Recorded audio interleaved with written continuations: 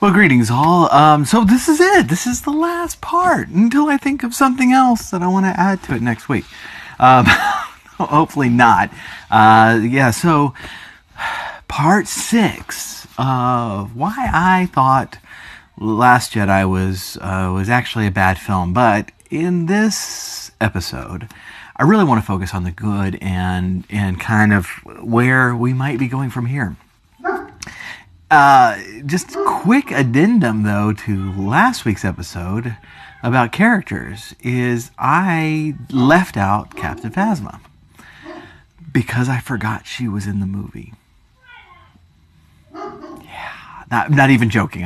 When I was putting together the outline of what I was going to talk about, I totally forgot she was in there.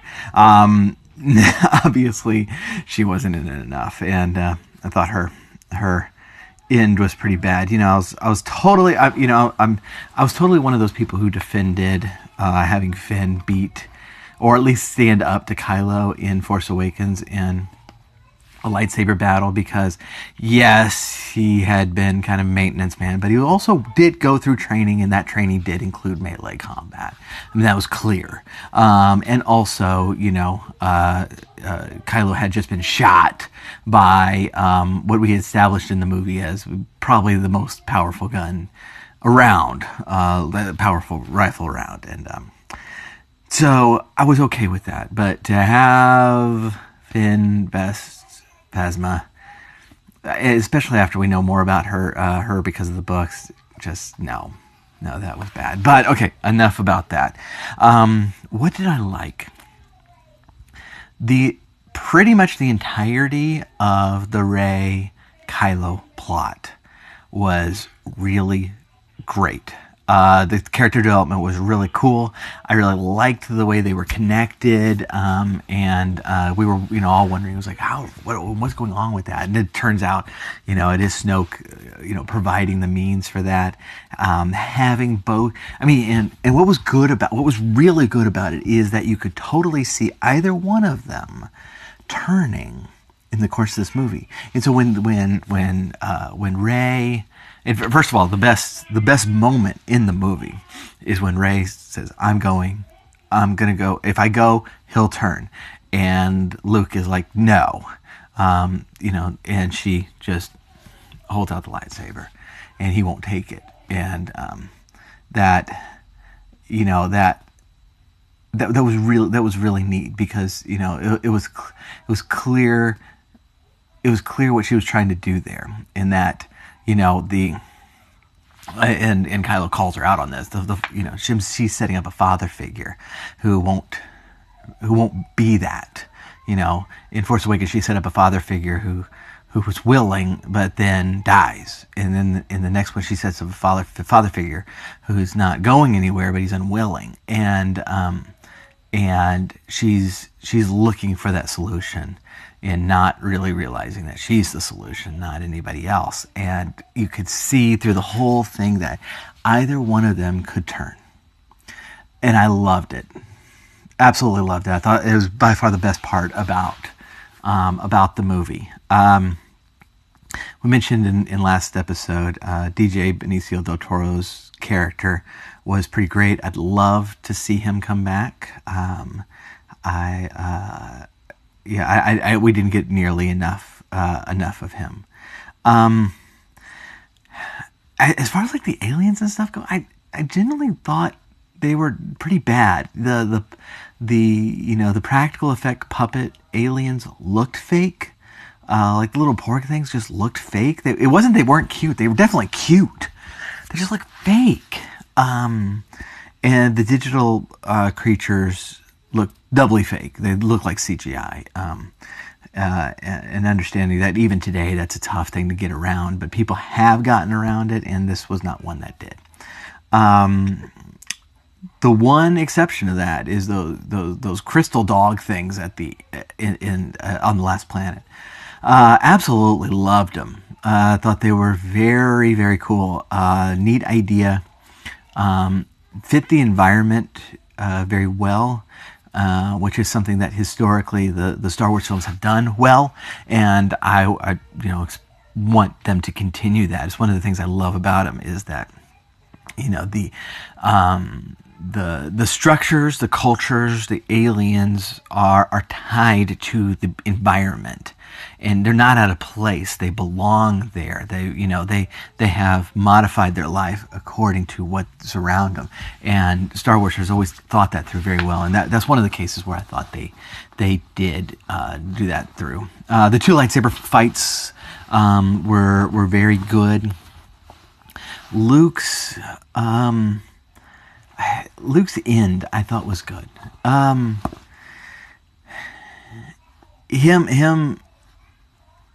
Him realizing that he did need to step up was good, and I hesitate for that because it seems at this point pretty clear that Mark Hamill isn't happy with Luke in this movie. And so it's tough for me to say I am basically happy with Luke in this movie when Luke isn't happy with Luke in this movie. But the fact remains is I thought a lot of it. I thought a lot of his story was bad. The whole front, the space cow. Oh my goodness, that was just a gross out scene. Why are we doing that? It had no place anywhere. Just a gross out scene. But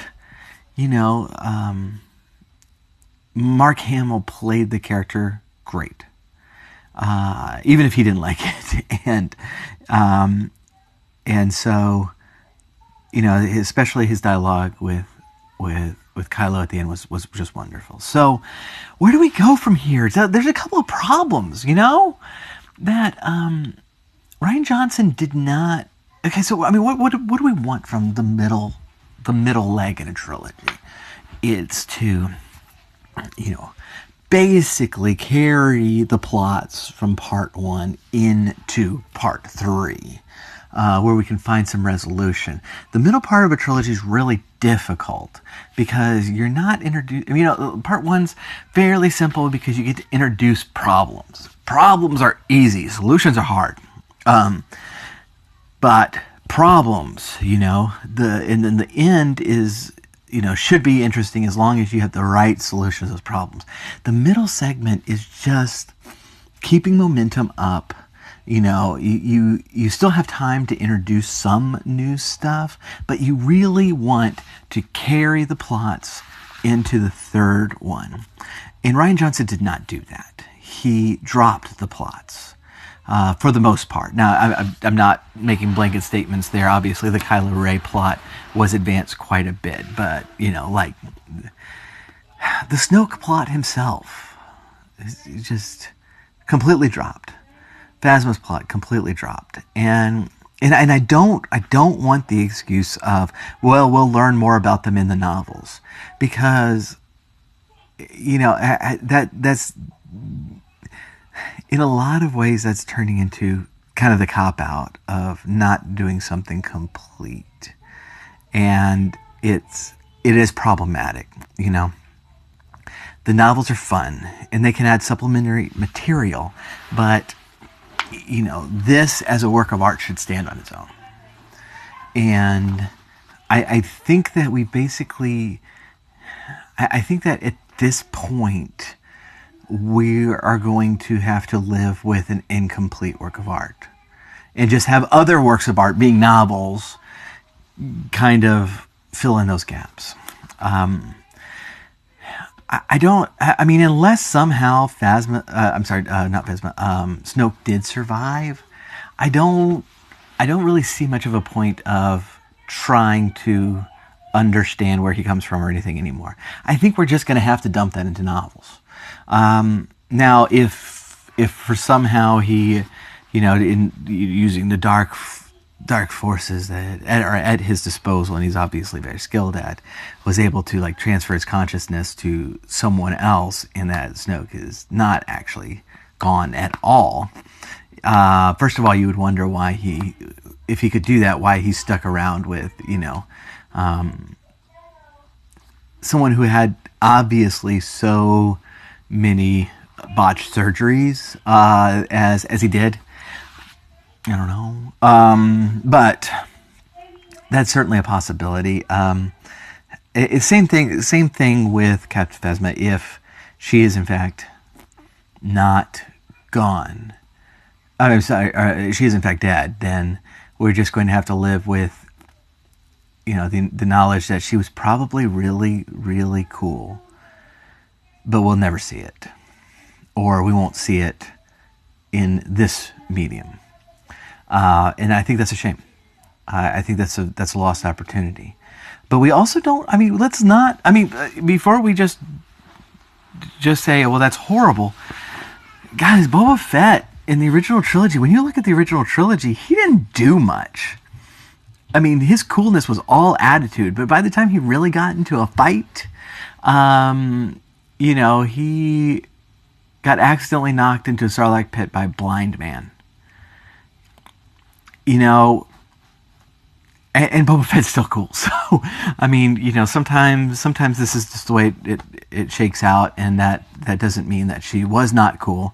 It just means that, we're left to our imagination or the novels to figure that out.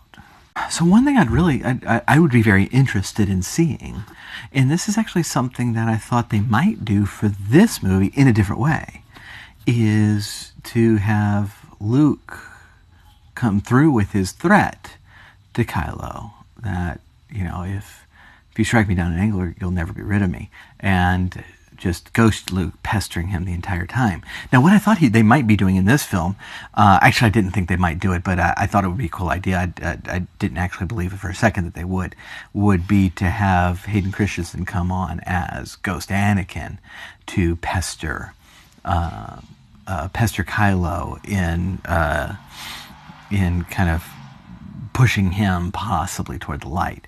And so I think that's a real possibility in episode 9. One thing, if Kylo was telling the truth and Rey's parents were nobodies, and there's no reason right now to believe him. There's no reason not to believe him. And so I view this question as possibly solved, but possibly still up in the air. I don't know. And I really honestly, at this point, don't have a preference one way or another. But, it very well easily could have been Kylo just saying that in order to kind of gain some trust with her. But if they are nobody, this episode 9 very likely marks the end of the Skywalkers. And, for in one case that wraps up the central saga that, that this family has basically been the center of upheaval for 3 straight generations. But it's also, kind of a sad end. I mean, this was, our original look at the Skywalkers was presenting us with a new hope. And now, if the Skywalker of the prequels is, not a new hope at all, and the Skywalker of the episodes 7 through 9 is also not hope, but an agent of destruction, that leaves the Skywalker family as one that has not been an overly positive force on the universe. I think that's a shame. I would like that somehow to come out otherwise, but at the same time, from a story point of view, I can see the symmetry in that, and I can I can see as a writer why you might go down that road. And so maybe this is returning the power of the galaxy to the, I guess, the general population, and out of the hands of this one single family. But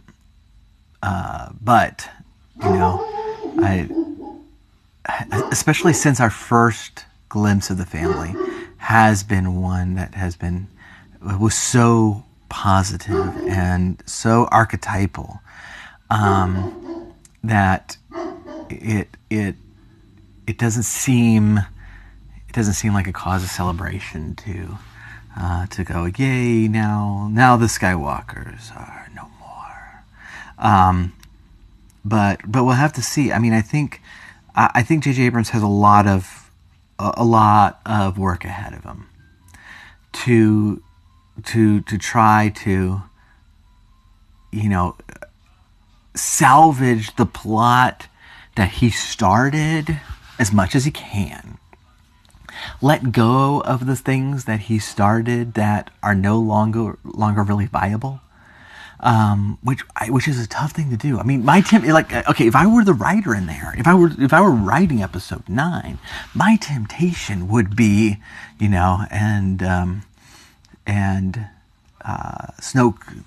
Snoke survived, and here's finally his backstory and how he became so powerful, and he's this crazy force, and that sort of thing. And that's the temptation. Now, I don't think I would do it, because at this point, I don't think it's very good storytelling.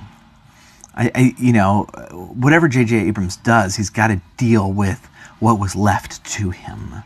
And this is what was left. And so, to set aside the stuff that you're not going to be able to, tidy up, and just because those plots were taken away and disposed of, and yet still try to make this a cohesive trilogy, and not 3 completely different films that happen to feature some of the same characters. It's going to be really tough.